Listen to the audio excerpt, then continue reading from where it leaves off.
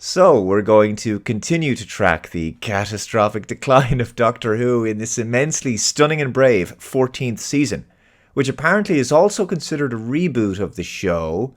So, there's some confusion as to whether this is actually the first season of a new era or the 14th season of the pre-existing era. Anyway, it just further adds to how messy the whole affair has become. So over the weekend just gone, there's another new episode that's aired. It's called 73 Yards. I came across this article today from Collider. Doctor Who's latest episode, 73 Yards, just broke a new record. Oh wow, a new record. I wonder what this is going to be. Perhaps it's a ratings high for Doctor Who or a new low. Let's read on. The overnight ratings for the latest episode of Doctor Who are in, and it's a hit. According to Barb via Radio Times, 73 Yards, the fourth episode in the freshly rebooted Season 1 of the sci-fi show, has seen the highest overnight ratings for a single episode across the season so far. That's not exactly a high bar. Debuting to Disney Plus on May 24th, 2024, the episode would be released to the United Kingdom on BBC iPlayer on May 25th, 2024, and subsequently be broadcast on BBC One later that day. Disney distributed the episode globally outside of the United Kingdom and Ireland. Doctor Who's latest adventure turned over the biggest viewing numbers for the series to date. According to Barb, during the episode's debut BBC One transmission, over 2.62 million viewers tuned in to watch Ruby's plight, just beating the previous most watched episode, Space Babies, with the season's first episode garnering a viewership of 2.6 million viewers. Episode 2, The Devil's Court, turned over a live viewership of 2.4 million, and Episode 3, Boom, received the lowest broadcast viewership so far with 2.04 million. Full figures, including streaming, will be released later this week. Okay, so there's a good bit to unpack there. Firstly, it's hardly a hit episode because the ratings for this episode were slightly higher than the previous one, which was an all-time low. So far, all we can see for 73 Yards is its unconsolidated ratings of 2.62 million, which is ever so slightly higher than the 2.6 million unconsolidated ratings for Space Babies. We won't have the final figures until the consolidated numbers for streaming are in, so we can't compare them directly. But even if 73 Yards ends up being higher than Space Babies for consolidated ratings as well, it's not going to be very much. And it's not exactly a fantastic point of comparison because Space Babies was the lowest rated season premiere in New Who history. Doctor Who's ratings are in terminal decline and have been for the past number of years, which I will explain in a moment. Occasional small peaks among the continued troughs are inevitable. But of course, if the title to this article were more accurate with something like latest Doctor Who episode shows marginal ratings increase when compared to previous all-time low, that probably wouldn't be sufficiently clickbaity enough.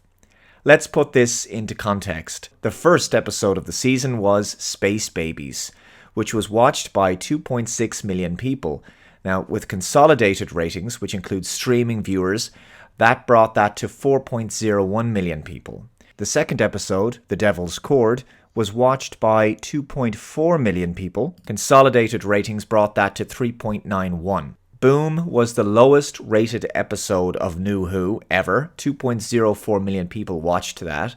At the time of making this video, streaming figures haven't been released, but suffice to say, it's not difficult to deduce what the final figure might look like. And now we have this fourth episode of the season, 73 Yards, with a figure of just over 2.6 million. Again, no final streaming numbers are available yet, but that 2.62 million simply brings the episode back in line with the first episode of the season, Space Babies, which, I'll say it again because it bears repeating, Space Babies was the lowest rated season premiere in New Who history. So far, after the first 3 episodes alone, this season has brought in the lowest rated season premiere, since the show came back in 2005, and also the lowest rated episode with Boom. Now, to me, those records are more important than this most recent one. So if you just look back now at Jodie Whittaker's second season, episode ratings are in the 4s, the 5s and the 6 million view range, with a high of 6.89 for the season premiere and 4.69 for the finale. Series 13 never goes above 6 million. The season premiere is a high of 5.81 million and the finale is a low of 4.64 million. Even the specials aren't any better. Eve of the Daleks was 4.40 and The Legend of the Sea Devils is just 3.47. Now, the 60th anniversary specials picked up a bit for David Tennant's return, as one would expect. And now the latest season with Ncuti Gatwa, the episodes are falling down between the 4 to 3 million mark. So, of course, we're going to have occasional bumps and falls here and there, moderate peaks and troughs, but you can see that the overall trend over the past number of years is steady ratings decline for Doctor Who, and I don't see that changing. So let's get back to the Collider article here. The episode marks a huge moment for season 1. A huge moment? Okay. That's a little OTT, don't you think? Showing success in the show's more experimental episodes, as opposed to the regular quirks and charms that are associated with Doctor Who. For Davies, the success of 73 Yards shows that momentum is certainly not waning for the show's first series post-Disney revamp. I'm sorry, but in my opinion, this is utter nonsense. This is actually laughable. The episode 73 Yards has simply gone slightly back up in ratings, ever so slightly higher than the first episode of the season, which was Space Babies, again, which was the lowest rated season premiere since Doctor Who returned in 2005. This is not groundbreaking stuff, and we're supposed to consider this to be some kind of success? What? I'll let you guys decide in the comments below. 4 more episodes remain this season.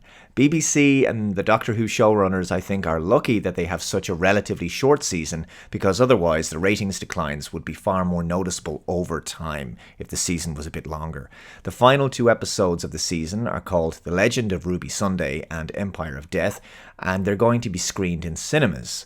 Now, would you seriously pay money to go and see this show now in a movie theatre? I guess some people would. I remember paying to see Day of the Doctor and Deep Breath in the cinema, but that was back when the show was in its creative glory days and its most popular period in the franchise history. There was an incredible energy and buzz surrounding Doctor Who back in 2013 to 2014, but that was the peak, the absolute pinnacle of the franchise, and it's largely been downhill since then, and I don't think we've reached the bottom yet. Let me know your thoughts in the comments below. Thank you very much for watching. Be sure to subscribe for more. Hit that like button. Take care. I'll see you next time. Bye-bye.